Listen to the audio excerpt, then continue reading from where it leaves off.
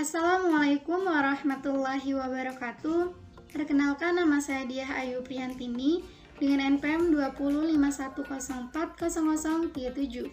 Saya dari semester 4 kelas A Prodi Manajemen Bisnis Syariah. Baik, di sini saya akan membahas materi tentang strategi proses dan strategi tata ruang untuk memenuhi mata kuliah manajemen operasi dengan dosen pengampu Bapak Vicky Ersanjaya, SE MSc. Baik, materi pertama yaitu tentang pengertian strategi proses. Strategi proses atau proses strategi adalah sebuah pendekatan dari organisasi untuk mengubah sumber daya menjadi barang dan jasa.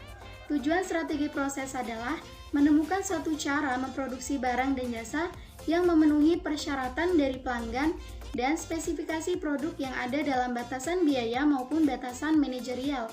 Dan proses ini dipilih untuk memiliki efek jangka panjang pada efisiensi dan fleksibilitas dari produksi di samping biaya dan mutu dari barang yang dihasilkan.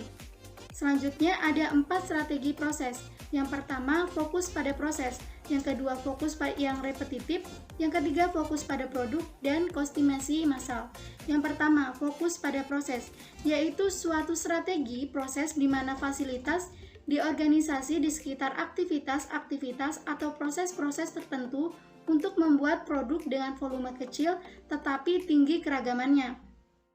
Yang kedua, fokus yang repetitif atau fokus pada produksi berulang, yaitu strategi dengan lini perakitan klasik dan proses ini memiliki lebih banyak struktur sehingga kurang lebih fleksibilitas dibanding dengan fasilitas yang berfokus pada proses. Dan proses ini menggunakan modul. Yang ketiga, fokus pada produk adalah proses fokus produksi atau product fokus. Fasilitas ini diatur di sekitar fasilitas yang biasa disebut dengan proses berkelanjutan karena memiliki pengerjaan produksi yang sangat panjang dan berkelanjutan. Yang keempat, kustomisasi massal adalah proses produk barang dan jasa yang cepat dan biayanya rendah untuk keinginan pelanggan yang semakin berbeda. Selanjutnya, analisis desain proses. Di sini ada 5. Yang pertama, diagram alur. Yang kedua, pemerataan fungsi waktu. Yang ketiga, pemetaan arus nilai. Yang keempat, grafik proses. Dan yang terakhir yaitu perencanaan layanan. Selanjutnya, pengertian strategi tata ruang. Strategi tata ruang merupakan suatu keputusan yang menentukan efisiensi proses atau efisiensi operasi jangka. Tata letak memiliki banyak dampak strategis karena tata letak menentukan daya saling perusahaan dalam hal kapasitas, proses, fleksibilitas, biaya, kualitas lingkungan kerja, dan kontak dengan pelanggan. Selanjutnya, manfaat strategi tata ruang. Di sini ada 4. Yang pertama, utilisasi ruang atau peralatan dan sumber daya manusia yang lebih tinggi. Yang kedua, meningkatkan aliran informasi barang dan manusia. Yang ketiga, model Karawang yang lebih baik dengan kondisi lingkungan kerja yang lebih aman. Dan yang terakhir yaitu interaksi dengan pelanggan atau klien yang lebih baik dan fleksibilitas. Selanjutnya, tipe-tipe tata letak. Pertama, tata letak dengan posisi tetap. Memenuhi persyaratan tata letak untuk proyek yang besar dan memakan tempat seperti proses pembuatan gedung.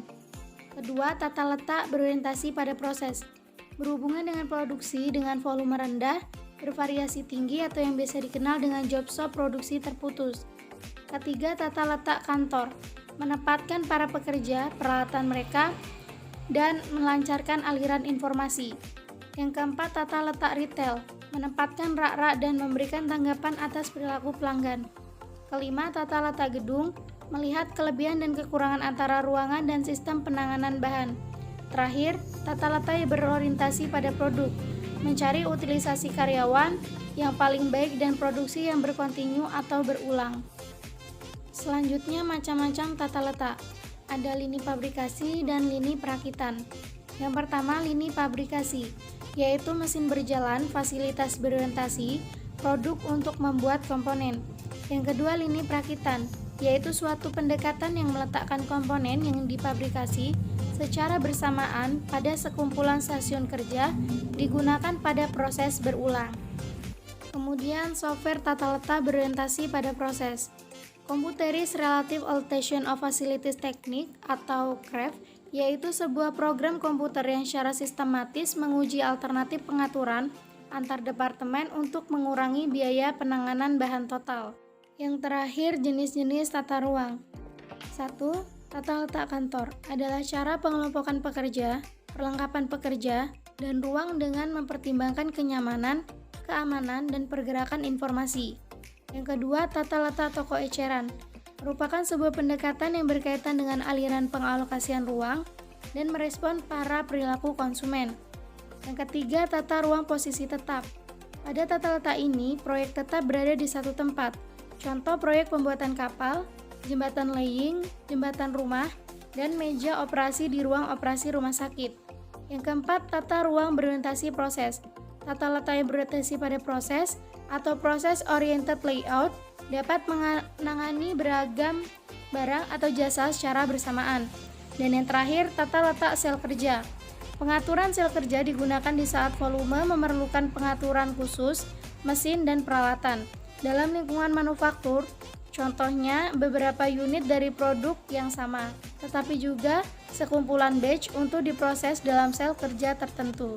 Mungkin demikian yang dapat saya sampaikan, kurang dan lebihnya saya mohon maaf. Kepada Allah saya mohon ampun. Terima kasih, semoga bermanfaat dan saya akhiri wabillahi taufiq wal hidayah. Wassalamualaikum warahmatullahi wabarakatuh.